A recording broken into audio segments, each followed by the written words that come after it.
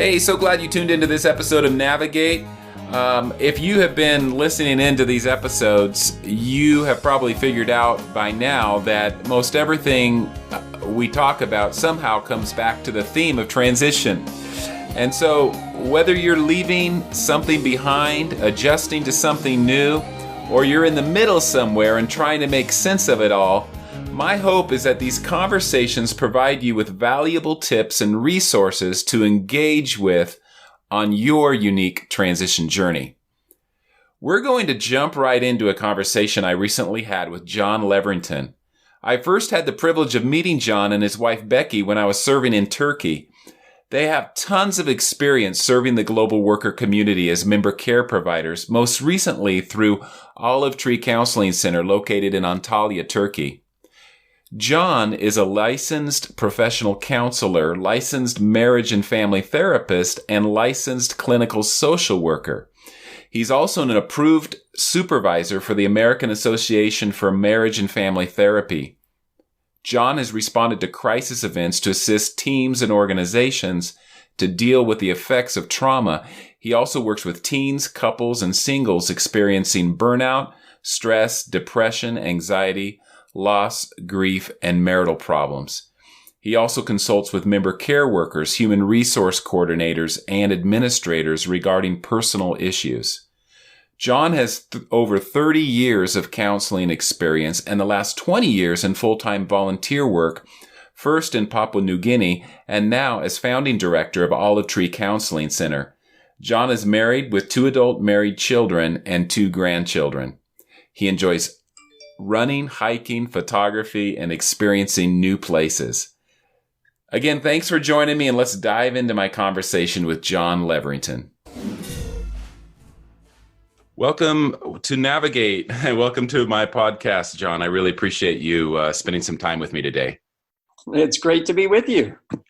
Yeah. So, we kind of go back to our time in Turkey. I think that's when we first met you guys. It may have been that my wife had conversations with you guys via email or something before that, but as far as face-to-face connection, that was during our time in Turkey, which ended in 2016.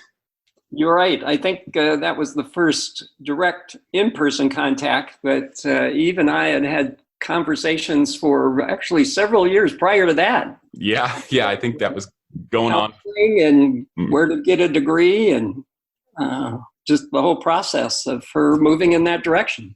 We've appreciated her greatly and the contributions that she's made to Olive Tree Counseling Center in Antalya. Yeah, so let's tell us more about that. Maybe we can just start by you telling us what you and your wife do and where that's taken you over the years and where you've ended up presently. Well, the short version is that my wife Becky and I are both marriage and family therapists, both originally from Iowa, and had a interest in overseas work for many years, but due to family constraints, spent 20 years working in private practice, started a Christian counseling center called Keys to Living, and volunteered our time overseas for short-term trips. And then we were able to go full-time back in 1994 and went to Papua New Guinea to serve as counselors there with our 2 children.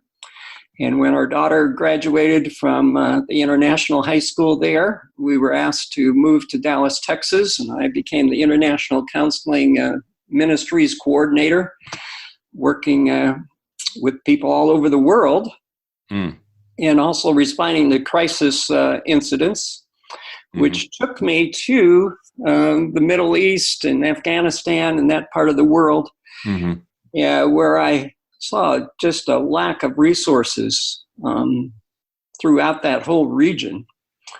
And as a result of that, ended up moving to to Turkey after some extensive research of where to locate. And we have now had Olive Tree Counseling Center in operation in Antalya for the last 6 years. Great. Okay. Yes. And that's where Olive Tree Counseling Center is, when we were living in Turkey, is where my wife had the privilege of coming from time to time and serving on staff with you guys. Tell me why a counseling center in Turkey? I know you said you did some research, and you spent some time in the Middle East. Why did you land on Turkey? Well, we contacted 10 of the largest organizations working in that part of the world, and it was agreed that Turkey was both a central and a strategic location to serve that whole region. And in fact, it's proven to be that and so much more. We have literally now seen people from Siberia to the Sahara of Africa and everywhere. Wow. So it surpassed our expectations. It's still in a part of the world that people come from.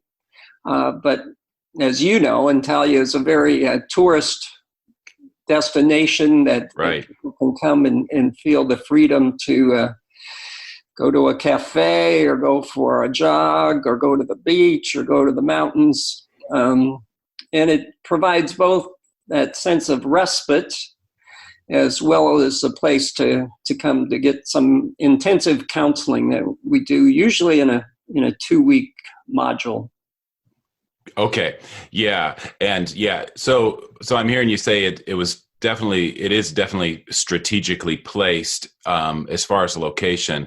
But yes, I'm in full agreement. It's a beautiful place to go. If you're going for counseling, what a place to be. Your surroundings are beautiful. It's just a great place to also rest and restore.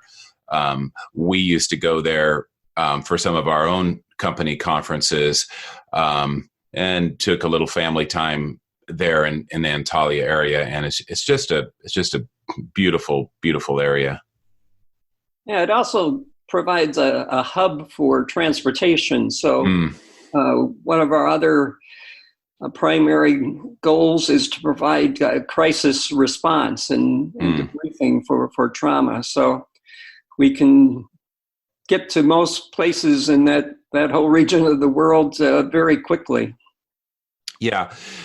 And so I think you may have touched some on this. I don't know if there's anything you can add, obviously without going into detail, but kind of, I was going to ask, who are your clients, but it just sounds like they're just coming from, or where are they coming from? It sounds like they're coming from all over the world, which exceeded your expectations. Maybe at first you thought it would be a hub maybe mainly for Middle East, North Africa, that area, but it's expanded. People are coming from all over the place. Yeah, that's certainly true. Uh-huh. And it continues to build each year. Yeah. Great. And you said normally, tell me about as far as who can come, singles, families, what about with children, who's kind of would be candidates for being able to come and work with you guys? Well, we only serve workers in that region of the world. Yeah. And we do see individuals, couples, and families. We have people who work with even preschool children, be it for trauma or other personal issues. We have a person who works with adolescents, another person that works with young adults. There are others of us on staff who work with couples. We do a lot of work with men around addiction issues, anxiety, depression issues for people. So a wide variety of things. We can see a whole family and work on all those things at the same time if necessary. Great. Yeah, that's great. So let's talk a little bit about. I always like to hear maybe a particular transition. Hear about a particular transition for you. Just maybe that stands out as especially challenging. For example, for me, when we went through a big transition leaving Turkey and knowing that we'd be coming back to the States more or less permanently, at least for this season that we're in, there was a big, it was a very, for me, it was challenging because we didn't have anything waiting, ahead of us that was really firmed up. It wasn't concrete. We had some hopes and dreams and desires, but there was really nothing there. But we were feeling led to step out and to move out and to make a big change. And so in that sense, for me, it was very challenging. And I know for depending on our situation, and the type of transition we're in, certain things stand out or can stand out as very or be highlighted as very challenging. Maybe could you tell me about a particular transition that makes it stand out as especially challenging for you? Whether that's, it can be past, something more current or fresh. What? Yeah, I think probably one of the biggest and harder transition, because it wasn't expected, was our return from Papua New Guinea to Dallas, Texas. We had lived in Papua New Guinea in a very rural, isolated kind of environment. We're both originally from Iowa and grew up on farms in a rural community. So Dallas was really our first major city to live in. So it was the lack of anticipation of how difficult that would be, I think, that made it harder. And people had told us, there's churches on every corner. You won't have any problem fitting into a church. And it took us well over 2 years to find a church that we felt, contributed to us spiritually and was the kind of church that was inclusive of differences and that. And at the same time, we moved within 3 weeks from being overseas to moving all of our things to Dallas, or taking our daughter off to Biola to start college. Our son went from a class of 20 to a class of 2,000. Looking for a place to live and, living temporarily, somewhere else. So I think it was just all the re-entry things that really made it a challenge. Yeah. Yeah. You touched on expectations, and sometimes we just have no box to put it in. We like, for example, we're going to from a small town to a big city, or vice versa.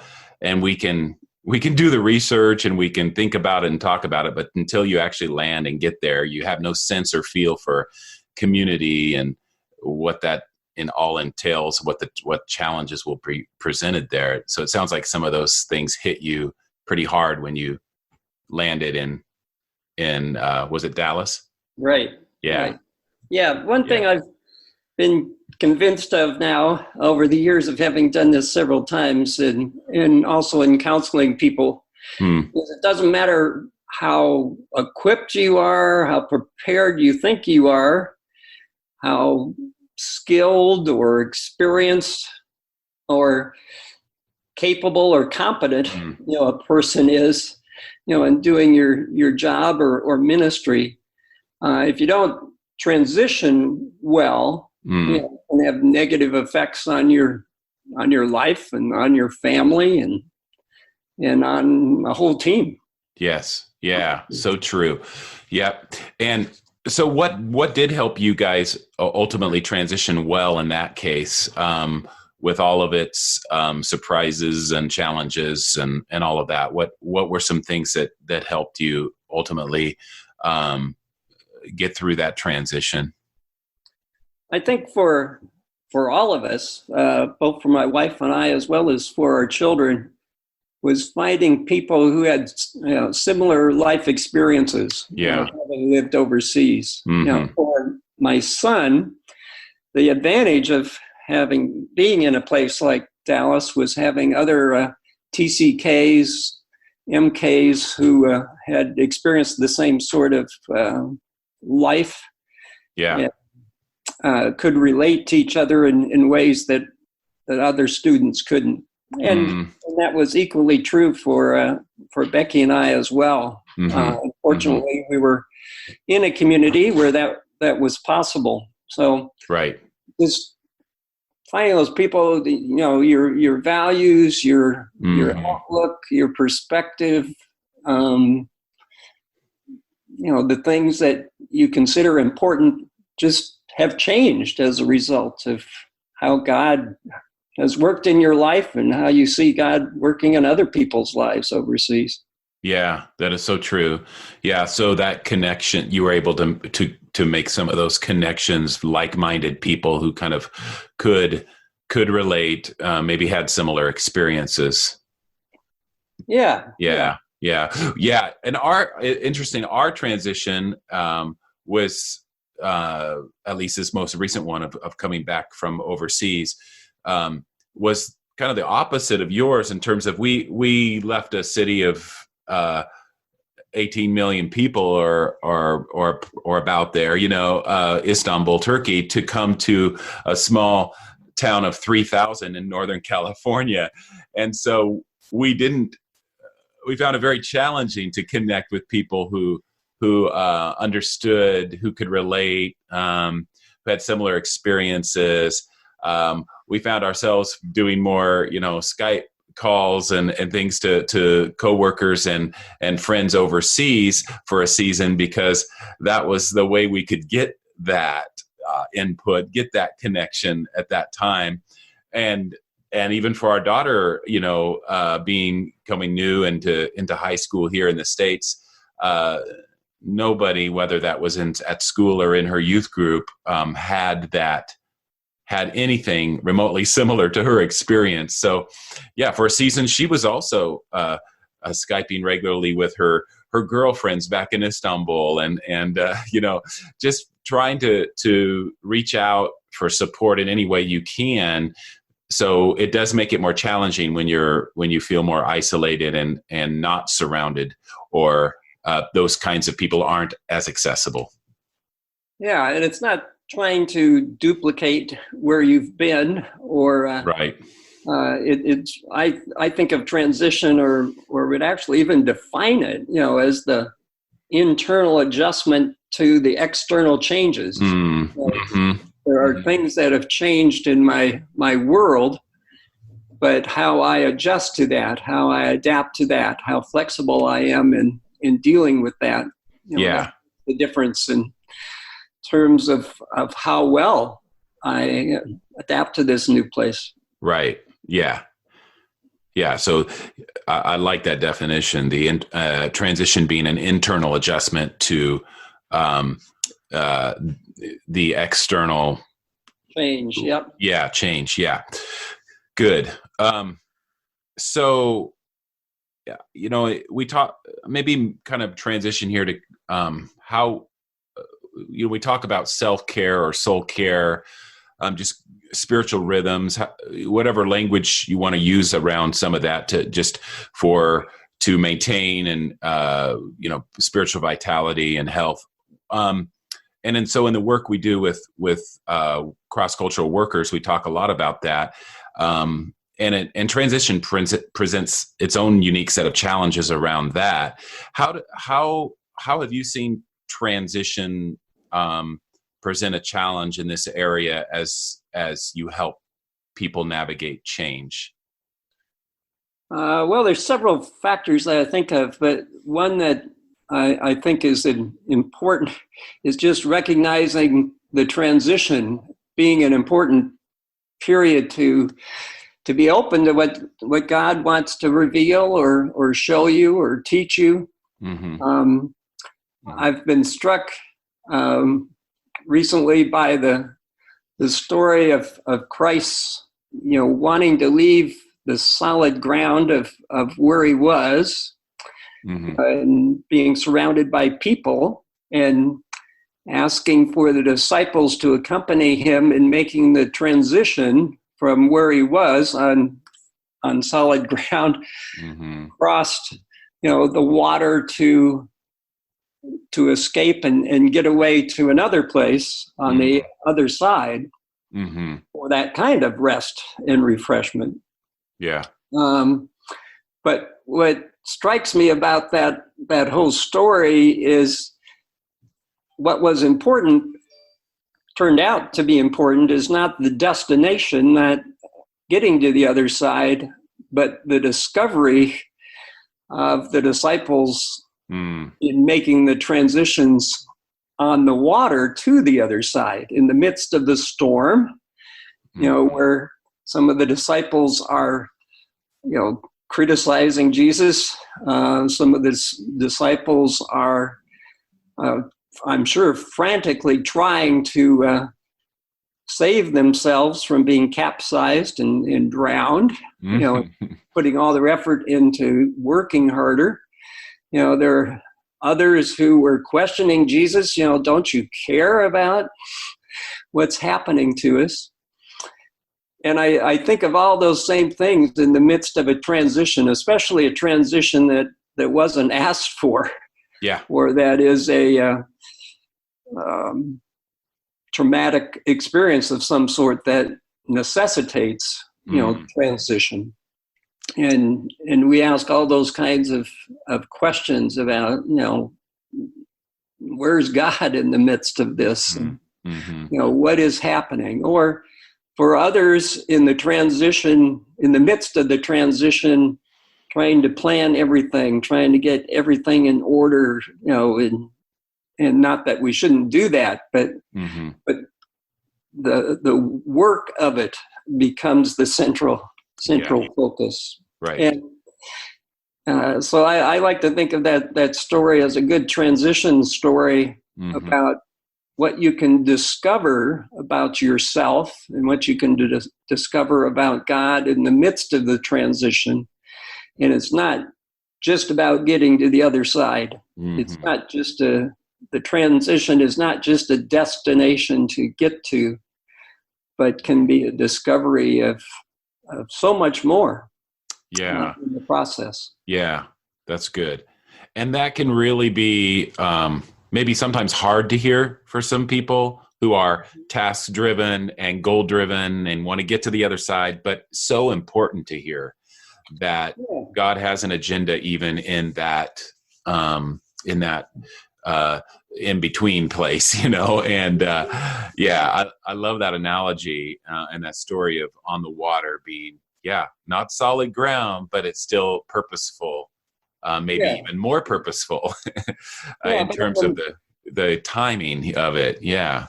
But in the midst of the chaos and in the midst of the storm, that Jesus seeks to still meet us there. And how that can affect relationships as well in the midst of that kind of transition. For just like the disciples, I'm sure the ones who were trying to pull the mast down and trying to bail the water were saying, why aren't you helping? Yeah. Trying to keep this afloat, and those others who were, at Jesus' feet are shaking him to wake up and, shaking their fist at God and saying, do something here. We're sinking. So it can affect relationships in expecting others to be working as hard as I am to get through this, or expecting others to ask, bigger questions rather than just be focused on getting through this about, where's God or what's God trying to do in the midst of this. Yeah. And for me on a personal level, that kind of personal difference was made real to me in our marriage relationship, on our honeymoon even. We hadn't even gotten through the first day of our honeymoon because we were driving from Iowa to Colorado to do a ski honeymoon. And my idea of driving was to discover all the things that we could see along the way. And Becky's idea of a honeymoon was getting to our destination so we can start the honeymoon. Right. Okay. So I've always from day one taken that as a good lesson on the differences in being a discovery or a destination kind of driver, and all of us have those kind of differences in our families or one person over the other. Right. But recognizing the value in both, and that those are differences, in how we look at things and do things. Yeah. And I'm sure that comes out in a lot of, when I do, for example, when I do transitions coaching with couples around a big transition they're making, that those kinds of differences are often highlighted. And I'm sure it's the same with you in terms of the folks that you work with. And, but just that awareness of how the other individual is wired, or our kids even, it affects TCKs obviously as well, and how they are wired, and are they destination, enjoy the journey, let's get as much out of the actually, crossing to the other side as, or are they kind of focused on getting to the other side? How are we all as a family unit, as individuals, wired, and how do we lean, in what direction? Yeah. That's good. Yeah. But that process, of transition, it's not just about the destination. It's also about the process. Of going through this, and going through it together. If we're a couple or as a family, or if you're single and going through it with a partner or someone else. Yes. Yeah. Good. There's a great quote by Jeff Mannion in his book, The Land Between, Finding God in Difficult Transitions. He says, often God leads us through the land we most want to avoid in order to produce the fruit we most desperately desire. Yeah. That just sums it up so well. Yes. We want to avoid the difficulties, maybe even the hardships of the transition. Right. But it's often that very process that God uses it to produce the fruit, that we really need. Yes. Yeah. Yeah. And I wonder, for me, I'm just thinking of my own personal experience of transition. I learned, it forced me to kind of, as I was going through a prolonged transition, it forced me to think creatively, about learning to abide in Christ in new and creative ways, maybe ways I wasn't used to before, to be able to, get the most out of the journey as I could. And, because in that quote, you talk about fruit, and God is looking for fruit. And, that's what that's what he desires. And he knows what to take us through, and how to get us to that place of greater fruitfulness. So I love that quote. Yeah. And it's often in that between worlds process that comes about in the midst of things that we don't particularly like. Right. I've called it the 5 C's of being in between worlds of, it's chaos, it's confusion, it's criticism, it's conflict, and fear of capsizing, of not surviving. And those are the 5 C's that I see in the story of Jesus and the disciples as well. All right. What are there any other some key concepts or strategies you address while walking with people through transition seasons? You mentioned forced change, kind of that biblical example you gave of Jesus and the disciples on the water. Some of that is I think can relate to being change that's forced upon us. So either related to that or anything else around transition, maybe another key concept or strategy you would talk about in your workshop that you do. Well, I think there's several aspects that are required in transition. One is honesty with ourselves in terms of acknowledgement of feelings. You know, the disciples had lots of feelings of abandonment, of fear, of confusion, anxiety, all those kinds of things. And I think for us as well, even if it's a transition we're looking forward to, honestly acknowledging, you know, the anxiety about starting something new, or will I be able to accomplish this, or will God really show up or come through? I think one of the things that we often aren't good at in faith communities is that kind of honesty with ourselves. Again, we focus on the destination and all the things we expect, you know, are going to happen, as opposed to honestly acknowledge and be able to express to God and to somebody else, you know, that we trust, you know, what this is really like for me. You know, going through this.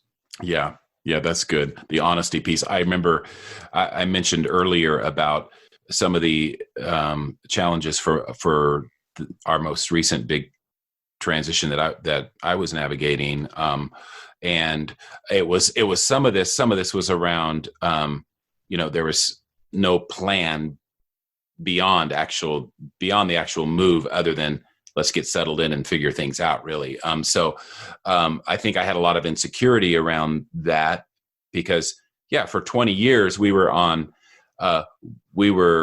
overseas workers who had financial support pretty much guaranteed. I mean, it is, you know, there is some, you know, wondering, you know, from month to month, well, how is it going to work out? But pretty much I felt secure in that.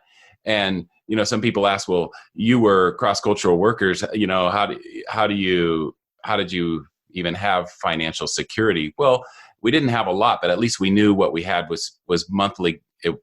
God was faithfully providing for us. And so that was a big piece for me, just the lack of financial, you know, security and not knowing where that would come from. But I think bigger picture for me was just this: I needed to be honest about some of those, like you're saying, some of the feelings that I was experiencing, a way to process that. So processing it, telling my story,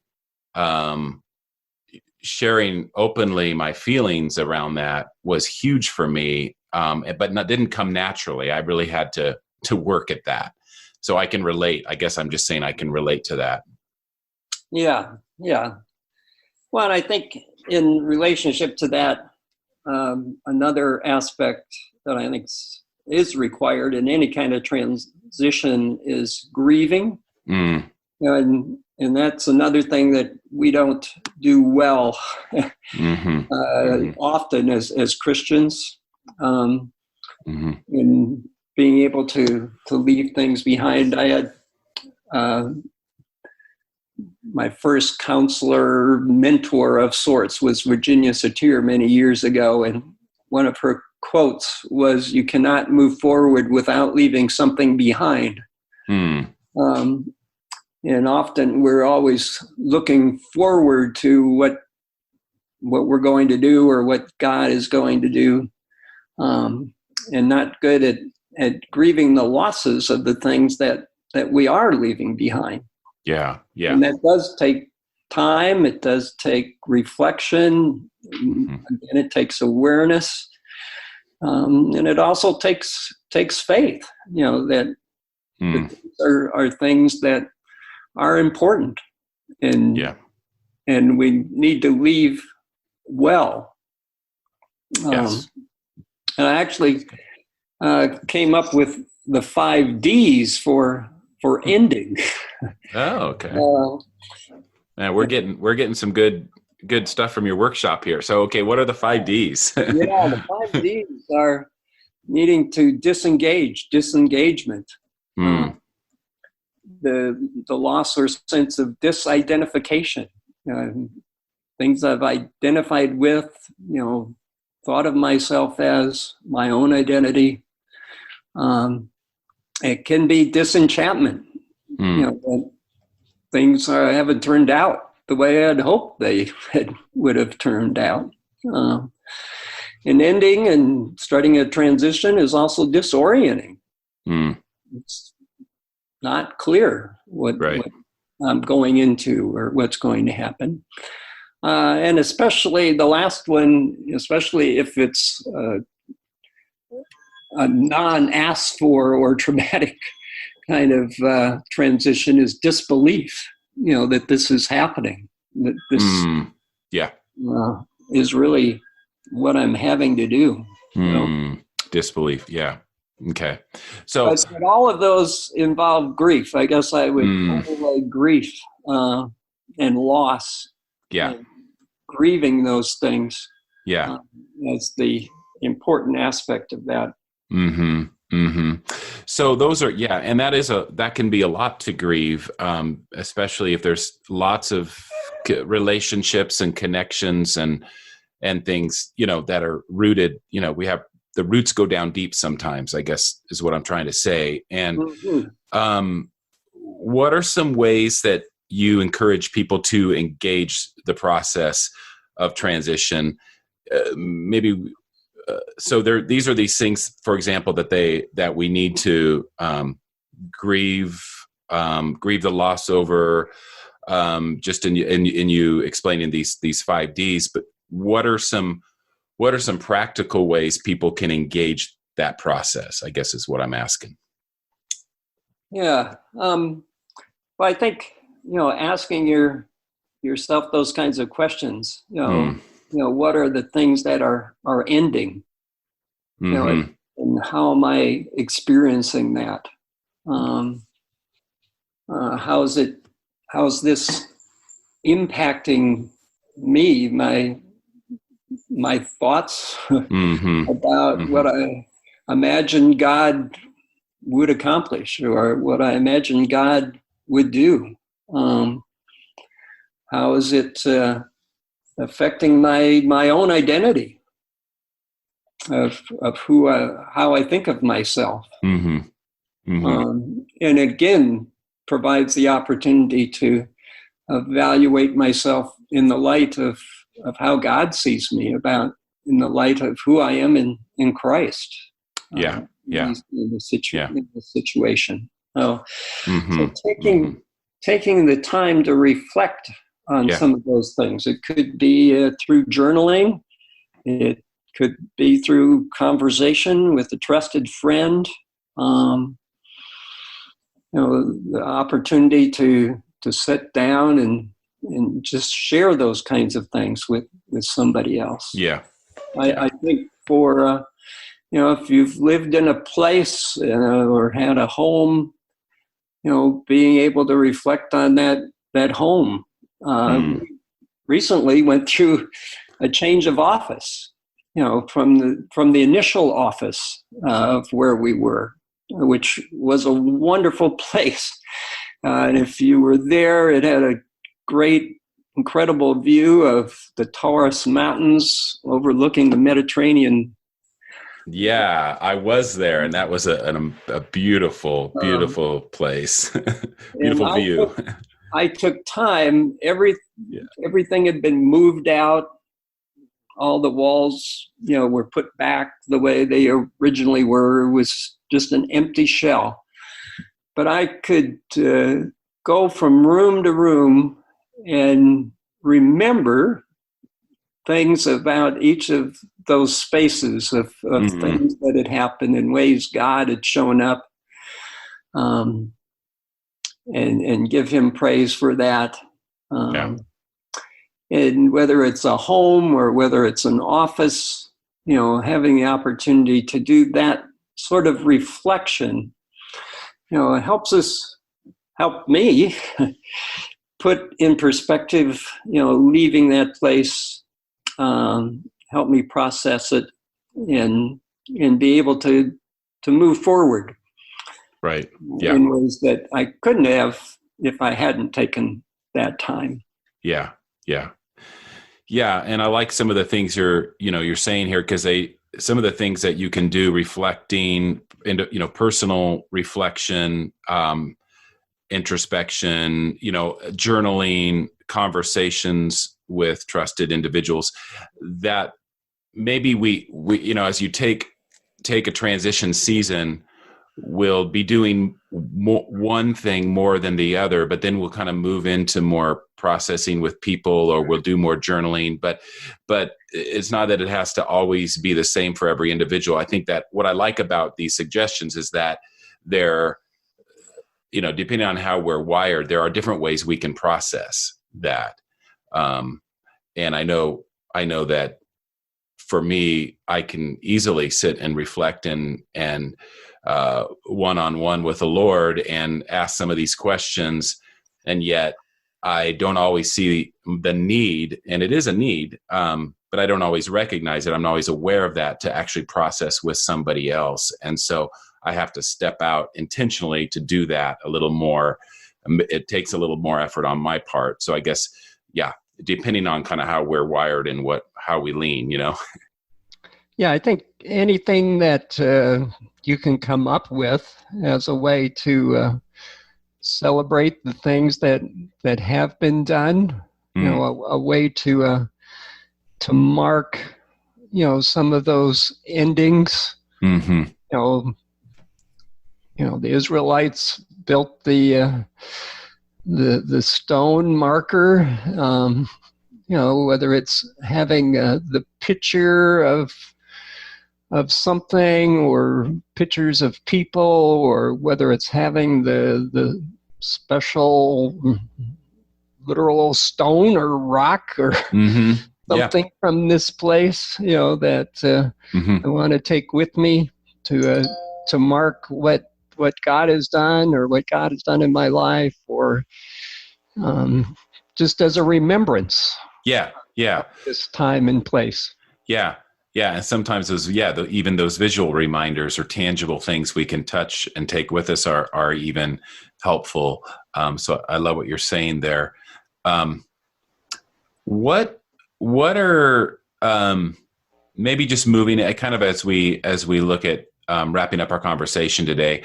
What are some non-negotiables for you in terms of habits and practices that really don't change even through the most chaotic transitions, or those kind of habits and practices that you have established that really don't change, and that you can in one way or another practice through transition? I think that's a good point in terms of trying to maintain as much of a routine as possible. That's especially important for children, that when the furniture is moving or disappearing, as you're leaving or packing up, or suitcases are being filled, there's a level of anxiety and concern that builds, especially for children, but for all of us. We're inconvenienced by the loss of those things in our lives, be it tangible or intangible. So being able to do some of those routine things, maintaining that is going to be really helpful. For me, one of the things I do is run. And sometimes in those kind of transition periods, it feels like, do I really have time for this? But maintaining that is part of my daily schedule in terms of exercise or physical activity. Maintaining, practices of worship or times with God, and taking time, as a family or as a couple, especially to just have together and maintain even just a meal schedule. Mm-hmm. Yeah. With that, even the most mundane of those kinds of things, to give a sense of stability and a sense of routine, become important parts of ending, as well as getting reestablished, somewhere, finding ways to do that as well. That's good. Yeah. Yeah. I remember I actually had a conversation with my oldest daughter for one of these podcast episodes. And that's one of the things she brought up when we were talking about what are some things that were constants in your life that helped you as a third culture kid living overseas, lots of change, lots of transition all the time. And she said, which I didn't even think was made a big impression, but it was family meals, that we maintained those meals together around the table. We didn't just grab a plate and sit in front of the TV or something. We actually maintained those even through lots of change. We maintained those times together. So I thought that was encouraging. And I think, like you're saying, there are things that we can do both on both sides and in between a transition that certainly are helpful for maintaining that kind of stability for our families as well. Yeah, I definitely think those practical kinds of ways that we can maintain a sense of spiritual sense of God's presence, exercise,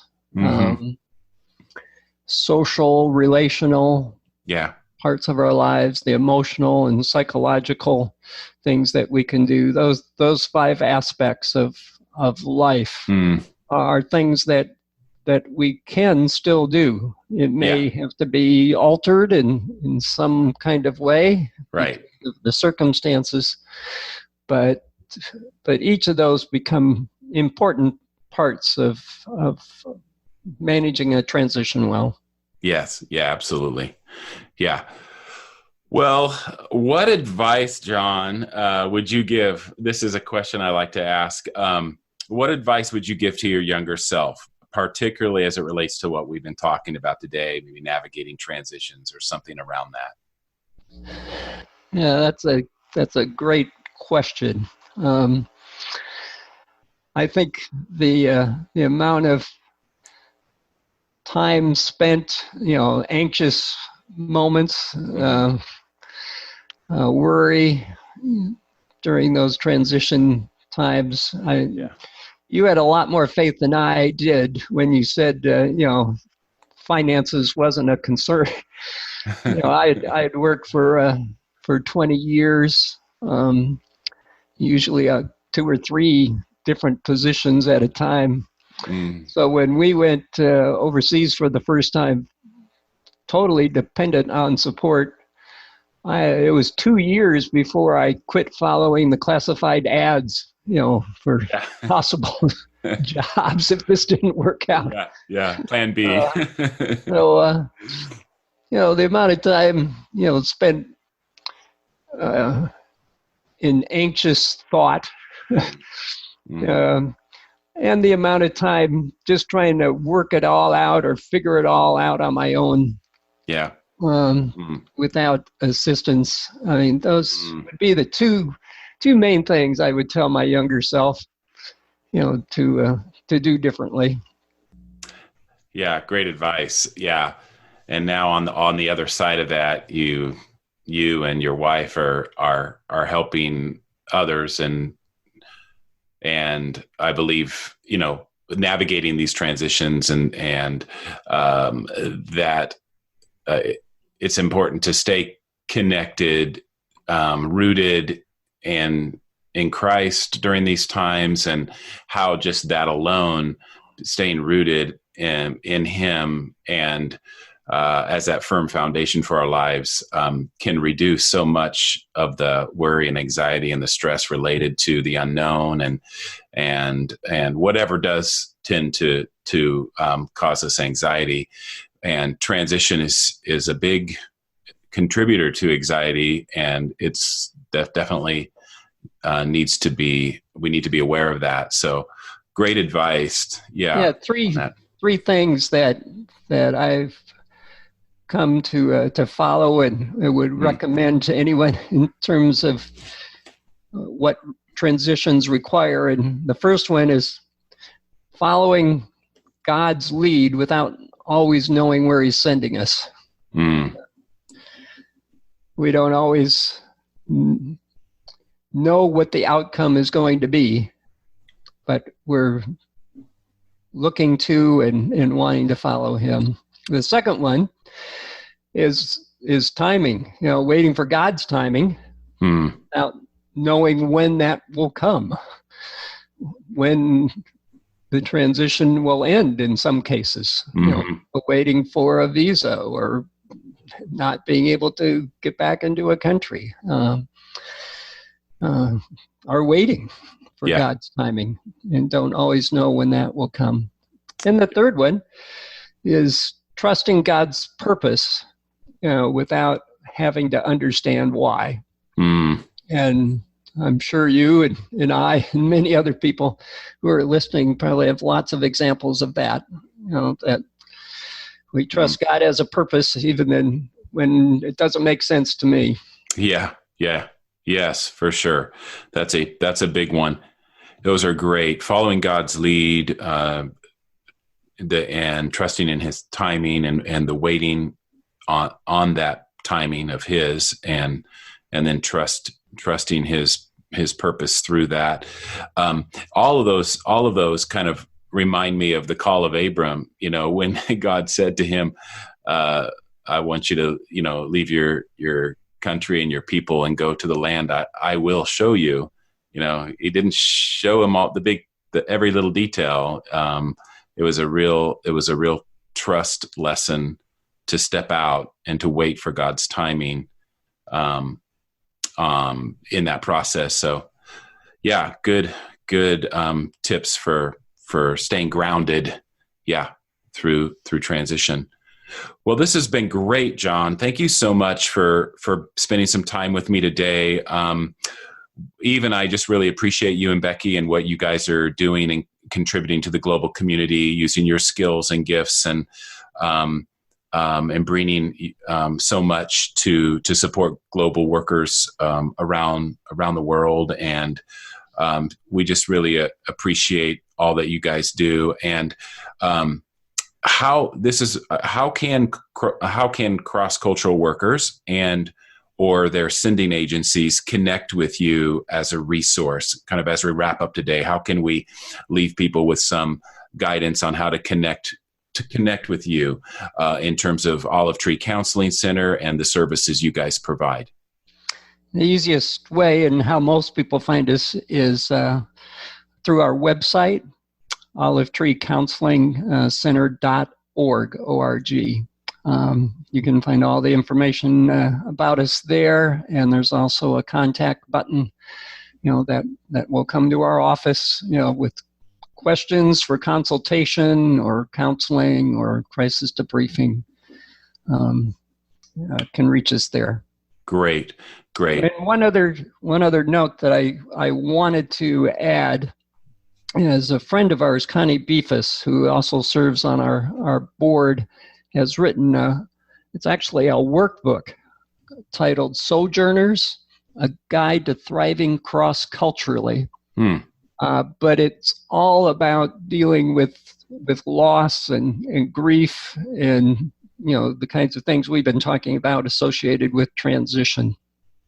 So she has a wealth of experience and knowledge from her own life that she shares in that, but it's been a very helpful guide for people going through transition.